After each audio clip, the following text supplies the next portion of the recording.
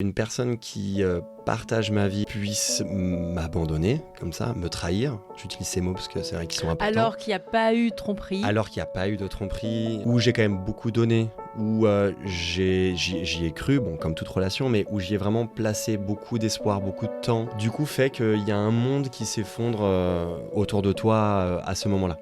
Bienvenue dans Être soi à deux, le podcast qui vous libère de vos peurs dans la relation à deux. Je m'appelle Ludivine Jarry, ma passion et ma joie est de vous accompagner dans vos relations sentimentales, professionnelles, amicales ou familiales. Préparez-vous à des prises de conscience et à recevoir des outils pour vous libérer le cœur et l'esprit. Allez, c'est parti! Merci Hugo d'être avec nous ce soir. Je t'en prie, bonsoir Ludivine.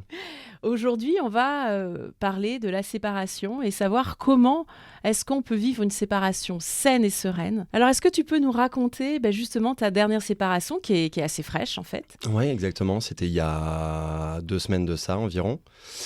C'est une relation, une personne que j'ai rencontrée via une application de rencontre.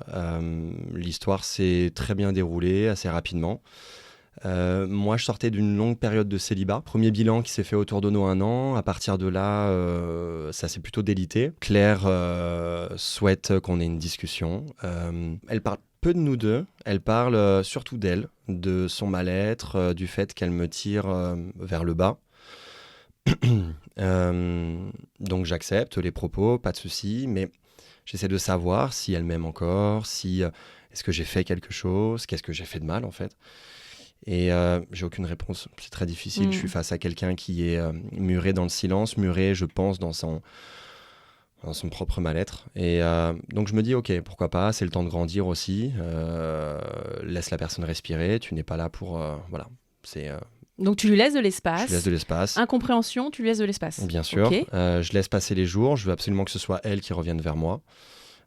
Pour qu'on ait une discussion. Voilà, moi, je vis cette période très, très mal. 10 jours après, je reçois un message pour qu'on puisse discuter, échanger. Donc, j'accepte l'invitation.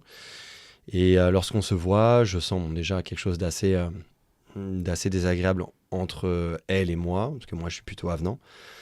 Et finalement, je donne mon expérience des 10 derniers jours, en toute honnêteté, qui ont été pour moi assez difficiles. J'en ai profité pour te rencontrer, déjà. Ah oui, c'est vrai, c'est là qu'on s'est rencontrés. Exactement. Ouais. De continuer mes méditations, le yoga, beaucoup de sport. C'est mon refuge aussi. Et puis, bien sûr, mes amis et ma famille.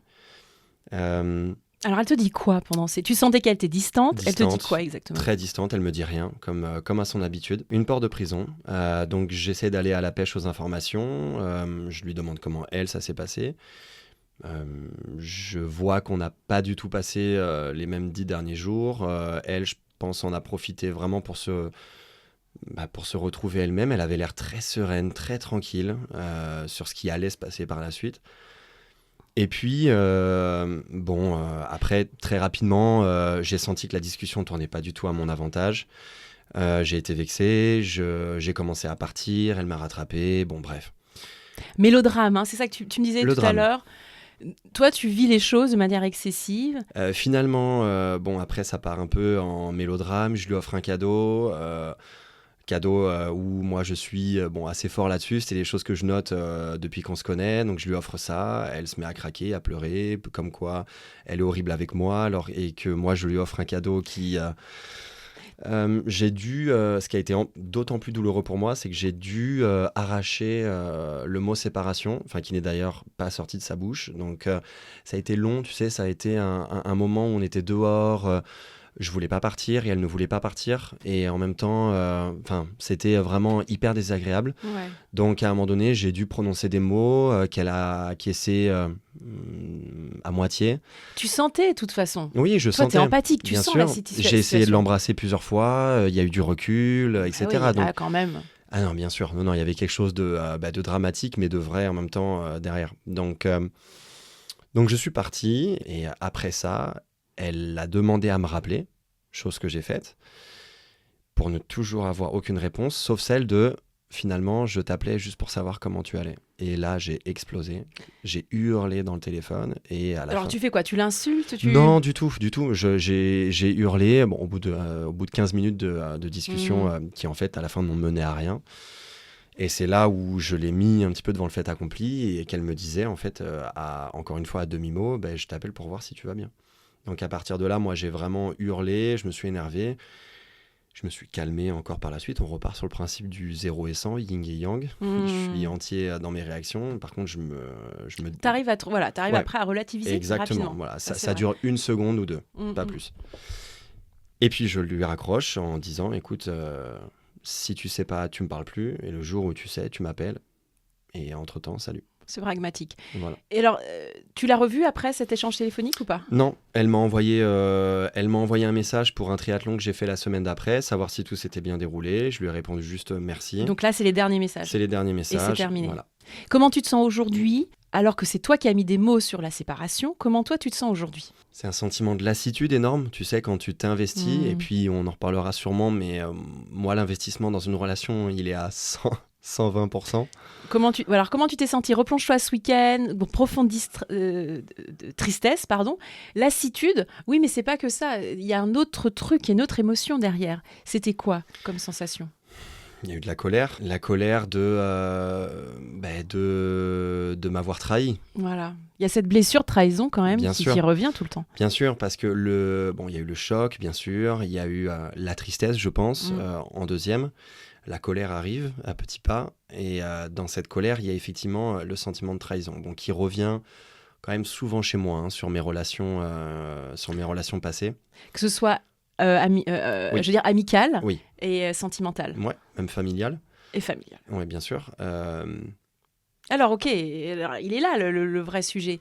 C'est comment me remettre en fait de cette séparation. C'est aussi comment guérir ou prendre soin de cette blessure de trahison, qui est peut-être la cause de toutes tes émotions, de tous ces débordements émotionnels que tu traverses. Par exemple, traversé ce week-end, le week-end dernier. Bien sûr. Évidemment, tu travailles, tu reprends ton quotidien, ça va bien, et puis la blessure, les émotions, le torrent émotionnel revient. Ouais. Alors, on peut questionner cette blessure de trahison. Évidemment, derrière cette blessure, il y a le rejet, la peur d'être rejeté. Ça te parle? Tu as parlé d'abandon? Bien sûr. Je pense être quelqu'un qui s'améliore chaque jour et qui surtout cherche à s'améliorer chaque jour et qui met énormément d'efforts. Il y a même des facettes de moi que je cache lorsque je rencontre des nouvelles personnes. Il y a cette envie vraiment encore une fois, de vraiment devenir le meilleur chaque jour, chaque année, etc. Et le fait qu'une personne qui partage ma vie, qui ait partagé ma vie pendant 1 an et demi, puisse m'abandonner, comme ça, me trahir. J'utilise ces mots parce que c'est vrai qu'ils sont importants. Alors qu'il n'y a pas eu de tromperie. Alors qu'il n'y a pas eu de tromperie. En aucun moment, je n'ai jamais... Enfin bref. Elle s'est juste sûrement menti à elle-même, comme tu disais. Oui, bien sûr. Je pense que c'était la fin d'une relation comme il y en arrive plein, sans aucune violence, vraiment...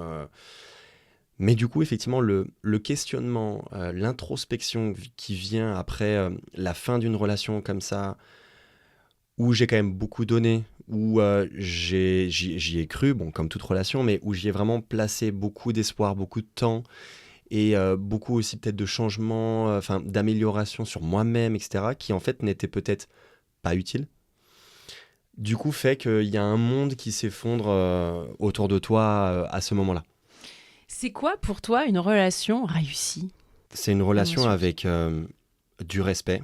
Je pense que c'est vraiment quelque chose sur lequel j'insiste, parce que dans le respect, il y a tout. Il y a le respect de la personne, il y a le respect de son temps de parole, il y a le respect de ses activités personnelles, de ses liens familiaux, de ses liens amicaux, le respect de sa personnalité, le respect de ses qualités, de ses défauts. Et quand tu fais le choix d'accepter quelqu'un dans ta vie, moi c'est quelque chose que je fais, dans la personnalité de Claire, il y avait énormément de choses qui ne me plaisaient pas. Quelque chose de muet, quelque chose d'un peu toxique avec la relation dans sa famille. En aucun cas, je ne permettrais de manquer de respect par rapport à ces choses-là. Quand elle a pu mal me parler ou agir, mal agir sur des situations, devant des amis ou même en public, on en parlait aussi tout à l'heure, au cinéma, etc. C'est des choses qui me blessent parce que pour moi, c'est des manques de respect. Il faut vraiment... comment dire, tu acceptes la personne, tu acceptes ses défauts, tu acceptes aussi le fait de pouvoir accepter des réactions qui soient peut-être exagérées pour ensuite peut-être en reparler à tête reposée. Voilà, D'accord. C'est important pour moi, le respect. Le respect, alors moi j'entends par respect accueil. C'est l'accueil en fait Oui. inconditionnel de l'autre. Bien c'est sûr, ça. exactement. Alors, est-ce que la notion de respect correspond à cette notion d'accueil inconditionnel? C'est-à-dire que je t'accueille sans condition. Exactement. Mais est-ce que c'est ce que tu vis dans ton quotidien? Quand tu dis « moi je donne beaucoup » et que tu m'as dit « c'est donnant, donnant », est-ce qu'il n'y a pas des conditions du coup que tu te mettrais inconsciemment? Parce que évidemment, c'est lié à des croyances que tu as, qui t'ont été données, transmises pour le coup, que ce soit par l'éducation de ta famille ou de la société, ou même des choses qui ne sont pas forcément dites mais que tu ressens, qui sont transmises autrement. Alors, comment on pourrait, dans une relation amoureuse ou même amicale, accueillir l'autre de manière inconditionnelle? Je pense qu'il faut s'aimer déjà. Exactement. Soi-même. Et oui. Et en fait, moi, c'est un travail sur lequel j'ai énormément travaillé ces dernières années. Et justement, je reprends. Donc, en fait, cette dernière relation m'a beaucoup peiné dans ce sens-là parce que j'ai rencontré quelqu'un qui, en fait, je pense, en était au même stade que moi il y a quelques années. Il y a dans toutes tes relations une espèce d'effort que tu as mis en place pour accepter l'autre, ce que tu appelles respect. Exactement.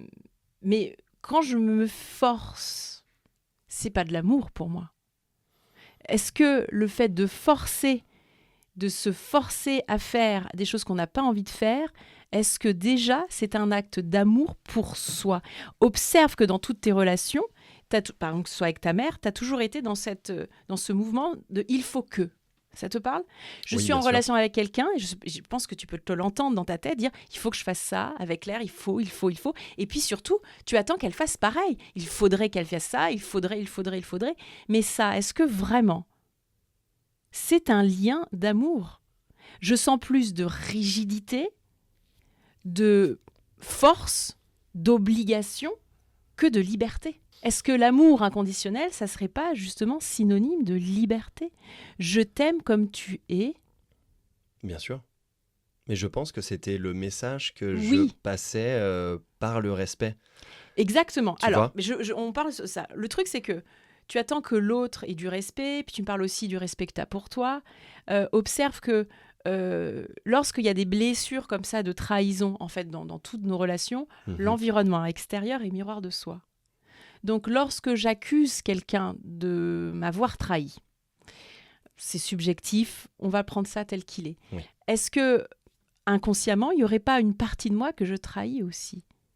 En fait, c'est toujours ça le retournement de pensée, c'est de se rendre compte que tout ça n'est que miroir et image, et que lorsque j'accuse, je reproche quelque chose à quelqu'un, c'est que peut-être inconsciemment, je me le reproche à moi-même. Est-ce que le fait que je leur demande un respect, comme je leur, voilà, ou est-ce que c'est pas une rigidité en fait qui montre que que moi-même en fait je suis trop rigide quoi. En fait, c'est ça un peu le truc. Oui, il y a de ça.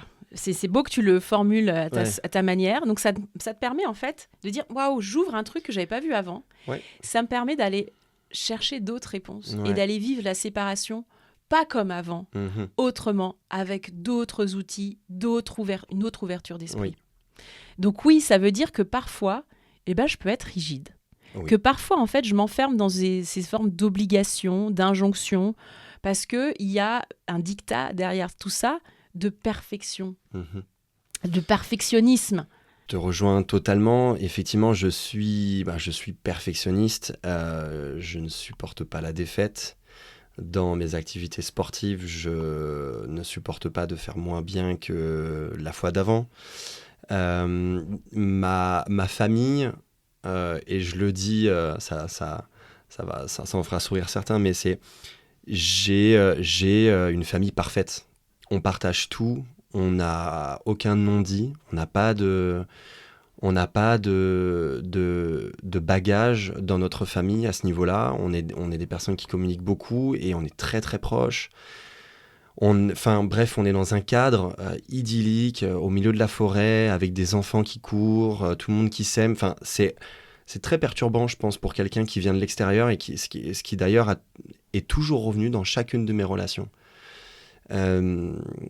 C'est quelque chose qui fait peur et c'est quelque chose qui, je pense, après, chez moi, du coup, crée beaucoup d'attentes sur mes relations. Il y a évidemment de l'amour, tu les aimes énormément, mais leur coller l'image de perfection, tu sais, c'est un peu comme l'enfant de 0 à 6 ans qui idéalise ses parents, qui les voit comme des anges. Moi, ça a été mon cas. Et puis ensuite, en grandissant, il se rend compte que non, ils ont aussi leurs défauts. Est-ce que...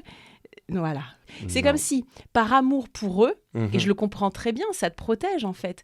Tu les gardes comme une image idyllique, comme un Graal. Mes parents n'ont aucun défaut. Oui, mais le problème, dit-il en rigolant, mais le problème, et je sais que c'est vrai, quand tu dis ça en rigolant, c'est que c'est sincère. Mais je suis sincère. Néanmoins, ça t'empêche de vivre la relation, tes prochaines relations. Et puis, ça te met dans des espèces de profondes... comment on peut dire, tribulation émotionnelle, de profonde turbulence émotionnelle où en fait tu recherches cette perfection que quelque part que tu n'auras pas en fait. Il y a quelque chose quand même d'assez marrant, c'est à la naissance du premier de ma sœur. Je me suis senti tout drôle quand même. Alors, vas-y, dis-nous là, parce que c'est intéressant. Ah non, je me suis senti très bizarre. T'étais plus le petit dernier. Et j'étais plus le petit dernier. Comment tu t'es senti? Vas-y. Je me suis senti... c'est difficile après parce que ce garçon aujourd'hui, c'est parmi ce que j'ai de plus cher. Donc, ok, t'excuses pas. Comment tu t'es senti? Je me suis senti triste. Je me suis senti floué. Floué, trompé, trahi. Vas-y, sors-le. Abandonné, trahi. Eh oui. Tu te rends compte, le truc qui revient en permanence. En fait, la réalité, c'est que quelque part, la trahison, c'est que tu te mens à toi-même. Encore, on revient à ça. Ouais. Quelle est la partie de toi qui se trahit soi-même? Quelle est la partie de moi qui... C'est quoi la trahison? Qui ne se respecte pas? Qui ne tient pas ses engagements? C'est ça, la trahison? Oui. Parce qu'elle est là, la vraie question. Et évidemment, tu t'en rends pas compte parce que tu veux protéger cette famille nucléaire, ce cocon familial qui t'amène tellement de choses. Mais j'ai envie de te dire, rassure-toi, Hugo. Tout va bien se passer. L'amour que tu vas découvrir en acceptant de t'écouter réellement, en acceptant de te reconnecter à toi, il va être encore plus beau. C'est un amour qui sera fort et inconditionnel et illimité. Comment tu te sens quand je te dis ça? Bien. Non, bien. J'ai envie de bouffer la vie, en fait. C'est génial. Mais alors, quelle est la partie de moi qui ne... Je reprends la question, qui ne s'écoute pas, qui se trahit? C'est quoi, alors? Le petit garçon. Non. Oui, je sais pas. L'adolescent. Oui. L'adolescent, qu'est-ce qui se passe? L'adolescent, il a pleuré seul dans sa chambre le soir quand tout le monde était couché et que personne n'était au courant. L'adolescent, il a cherché à nouer des relations qui n'étaient pas forcément réceptives au début. Je pense à mon grand frère où je lui courais après pendant toute mon adolescence et lui, du coup, avait... Je pense que j'étais pas facile non plus à l'époque, mais il m'a un petit peu repoussé aussi. Et c'est normal, aujourd'hui on est très proches, on s'aime énormément. Mais t'avais un besoin d'amour énorme. Et puis t'as envie de vivre la vie comme tu dis, ça Exactement. va avec. Moi j'ai toujours eu envie de croquer la vie, je me suis jamais J'ai vécu de long en large. Quand je sors, c'est jusqu'à midi. Quand je bois, c'est des litres. C'est dans l'excès. Je suis dans l'excès. Qu'est-ce qui t'empêche en fait de te manger toi-même, d'être dans ce désir de se connaître entièrement et pleinement? Parce qu'il y a un frein en fait à Ouais. ça.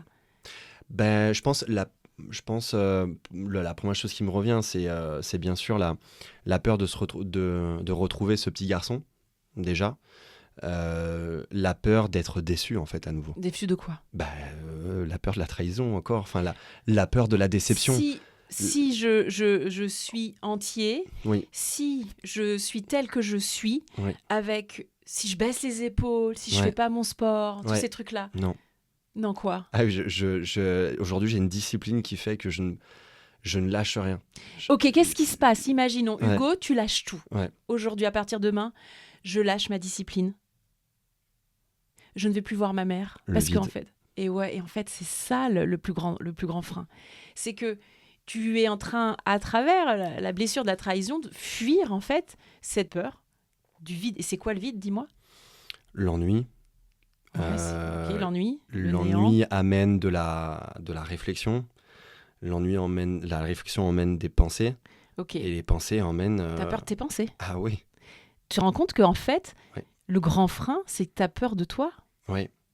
Et que le fait de se rejeter, de s'abandonner, parce que en fait, ça te fait peur, Ouais. et ben elle est là, la plus grande trahison. Tu vois, la plus grande peur, c'est se rencontrer soi. Ouais. Et du coup, tu as passé ta vie à te rejeter, à te fuir presque. Ouais. Et du coup, c'est insupportable et ça se reflète vers l'extérieur. Qu'est-ce qui se passe, Hugo, si tu osais lâcher prise? Si tu oses en fait lâcher tes peurs de te rencontrer, lâcher et vraiment, je dirais, embrasser toutes tes pensées, embrasser ce vide que tu crois, cet ennui. Qu'est-ce qui va t'arriver? Imagine un instant, tu te lances là-dedans. Qu'est-ce qui va t'arriver?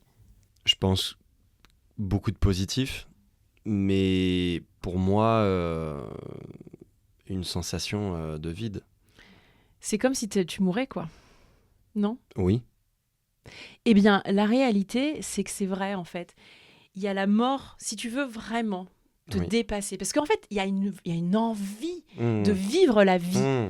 Mais tu ne pourras jamais vivre la vie que tu souhaites tant que tu ne dis pas au revoir à cette ancienne identité que tu t'es construite pendant toutes ces années. Qui aujourd'hui, tu sens, ça tient plus, quoi.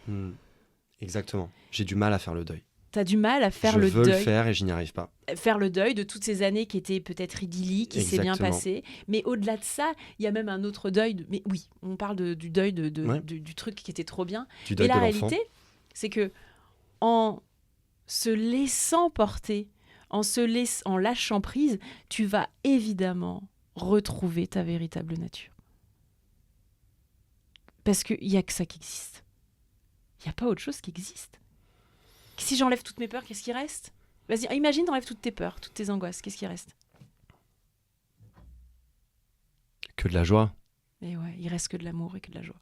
Bien sûr. Et en fait, l'humain, il a peur de ça.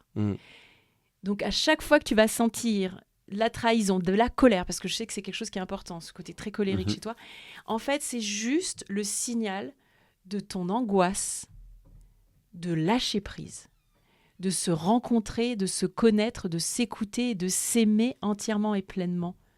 C'est ça que ça veut dire. Et déjà, avoir la compréhension du processus, ça va vraiment t'aider dans l'intégration. Après, il y a tout un travail d'intégration à faire à son rythme, à travers un travail méditatif.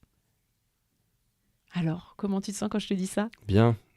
Bien, ça me fait, mais ça me fait du bien de l'entendre. En fait, je pense que j'ai commencé un travail sur moi-même il y a quelques années, bon, beaucoup trop tard, mais enfin, c'est jamais trop tard, mais parce que j'avais besoin de l'entendre avant de me le dire à moi-même.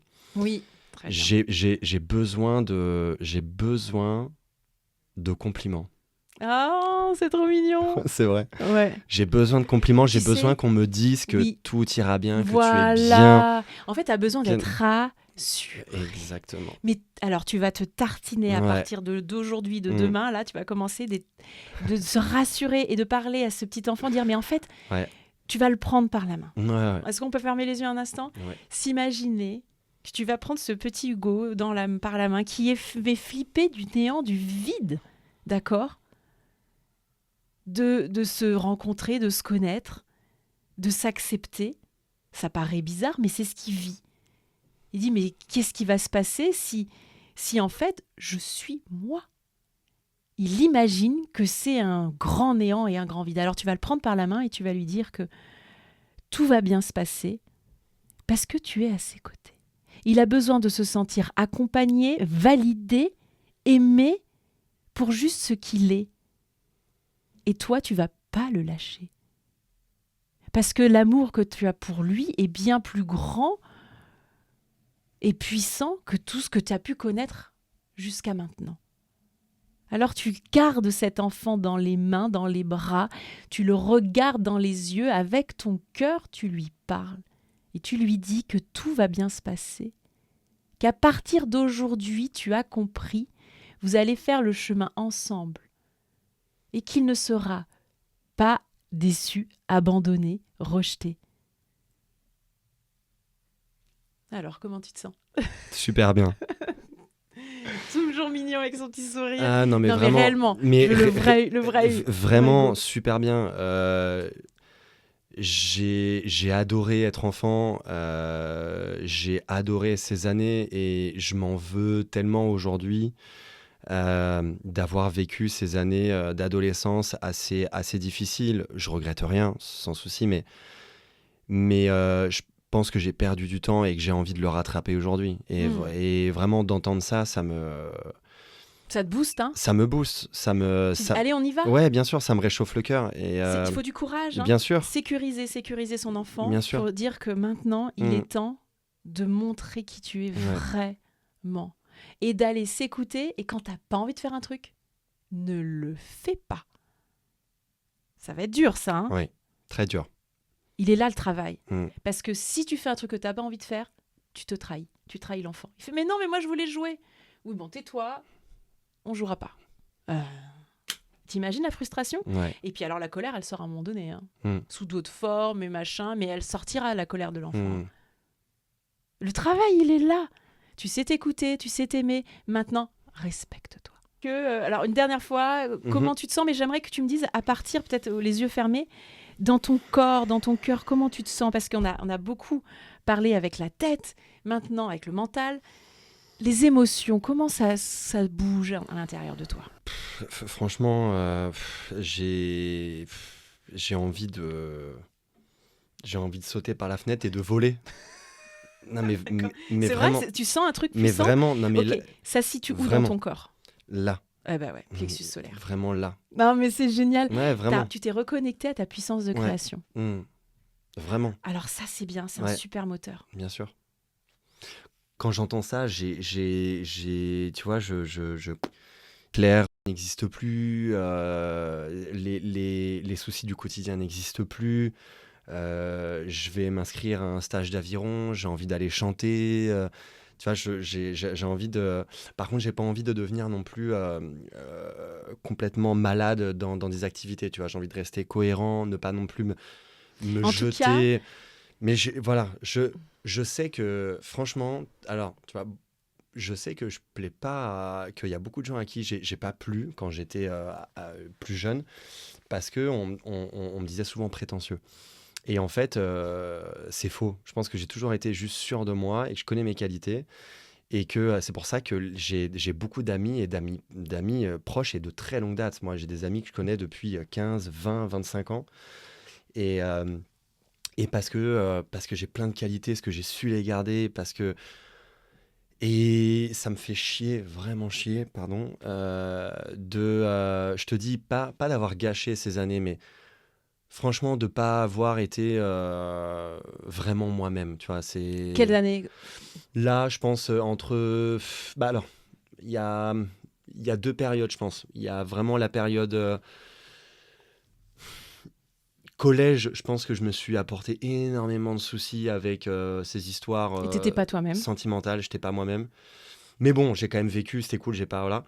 Et puis là, récemment, franchement, je pense depuis ma séparation avec... Non, la précédente. La précédente, où j'ai vécu du coup des longues années de célibat et vraiment, je me suis oublié, je me suis abandonné dans des soirées. Donc tu comprends maintenant. Mais Tout bien ça, sûr. c'est clair. Mais bien sûr. Tu mais vois où est la blessure de trahison? Bien sûr, elle est hyper claire. Et vraiment, j'ai envie de revenir sur ces années et de prendre le Hugo d'il y a 6-7 ans et de lui dire, ne fais pas ça. Ne fais surtout pas ça. Tu es en train d'aller sur un chemin qui n'est pas le tien. Ok, c'est bien. L'idée, c'est d'accueillir. L'idée, c'est de revisiter toutes ces années, pas à travers le truc, attention, il y a une erreur. Non, il n'y a pas d'erreur. En fait, tu avais besoin de faire ça Bien pour sûr. aujourd'hui Bien sûr. avoir la prise de conscience. On est d'accord que tu as une prise de conscience là pendant l'enregistrement. Ouais, énorme.